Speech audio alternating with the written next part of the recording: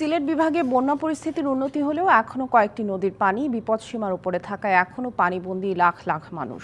এদিকে কুড়িগ্রামে নদীর পানি কমতে থাকায় দেখা দিয়েছে তীব্র ভাঙন। সকালে সিলেটে বৃষ্টি হলেও 12 ঘন্টায় সবকটি নদীর পানি কমেছে। তবে সুরমা নদী, কানাইঘাট পয়েন্ট ও কুশিয়ারা নদীর অমলশীদ, ফেঞ্চুগঞ্জ ও শেরপুর পয়েন্টে পানি বিপদসীমার উপর দিয়ে প্রবাহিত হচ্ছে। এতে বেশি ভোগান্তিতে পড়েছেন ফেঞ্চুগঞ্জ, ওসমানীনগর, বালাগঞ্জ উপজেলার মানুষ। তবে বন্যা দুর্গত এলাকায় ত্রাণ ও পুনর্বাসন কার্যক্রম অব্যাহত রেখেছে জেলা প্রশাসন ও নগর কর্তৃপক্ষ। মৌলভীবাজারের শেরপুর পয়েন্টে কুশিয়ারা নদীর পানি বিপদসীমার উপর দিয়ে প্রবাহিত হওয়ায় হাওর অঞ্চলে পানিবন্দী প্রায় 3 লাখ মানুষ। প্রশাসনের পক্ষ থেকে ত্রাণ তৎপরতা অব্যাহত থাকলেও তা পর্যাপ্ত নয় বলে জানিয়েছেন ভুক্তভোগীরা। সুনামগঞ্জে নদীর পানি কমেছে। লোকালয় থেকে পানি নামতে শুরু করায় আশ্রয়কেন্দ্র থেকে বাড়ি ফিরছে মানুষ। সামনে আসছে ক্ষয়ক্ষতির চিত্র। এদিকে উত্তরের জেলা কুড়িগ্রামে তিস্তা, ধরলা সহ সবকটি নদ নদীর পানি কমেছে। তবে সেই সাথে দেখা দিয়েছে তীব্র ভাঙন। এতে আতঙ্কে নদী পাড়ের মানুষ, ঝুঁকিতে বহু স্থাপনা।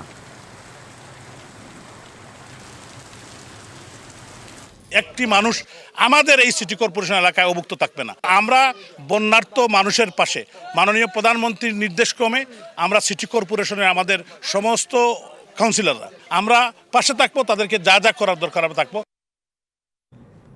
বন্যা পরিস্থিতির আরও খবর জানাতে সুনামগঞ্জ থেকে যুক্ত হচ্ছেন সহকর্মী সাইদুর রহমান আসাদ। সরাসরি চলে যাচ্ছি তার কাছে। আসাদ, বন্যার পানি কমার সাথে সাথে ক্ষয়ক্ষতির যে চিহ্ন তা কিন্তু পরিষ্কার হতে শুরু করেছে। কি পরিস্থিতি সেখানে এখন জানাবেন? সামিয়া, আপনি যেমনটি বলছিলেন, আসলে সুনামগঞ্জে বন্যা পরিস্থিতি উন্নতি হচ্ছে। সুরমা নদীর পানি বিপদসীমার নিচ দিয়ে প্রবাহিত হচ্ছে। এখন পর্যন্ত সুরমা নদীর পানি সুনামগঞ্জ পয়েন্টে বিপদসীমার 39 সেন্টিমিটার নিচ দিয়ে প্রবাহিত হচ্ছে। তো বোঝাই যাচ্ছে যে নদ নদীর পানি কমছে। যেসব লোকালয়ে প্লাবিত হয়েছিল সেসব লোকালয় থেকে পানি কমছে। আমি এখন আছি সুনামগঞ্জ পৌর শহরের ওয়াজখালী এলাকায়। এই এলাকায় একটি সড়ক দেখছেন, সেই সড়কটি এলজিডির সড়কটি এখনো পানির নিচে তলিয়ে আছে। এছাড়াও এই এলাকার যে কয়েকটি বাড়ি আছে সেই বাড়ি থেকে কিন্তু এখনো পানি নামেনি। এখনো হাজারো মানুষ বিভিন্ন আশ্রয়কেন্দ্রে রয়েছেন। আশ্রয়কেন্দ্র থেকে যদিও মানুষ আসতে শুরু করে দিয়েছেন, তবে আশ্রয়কেন্দ্র থেকে আসার সঙ্গে সঙ্গে তাদের সামনে যে গড়বাড়ির যে ক্ষতির চিহ্ন সেটি কিন্তু ফুটে উঠেছে। অনেকের যে বাড়ির যে টিন সেটি ভেঙে গেছে, ভিটে ওয়াশ আউট হয়ে গেছে।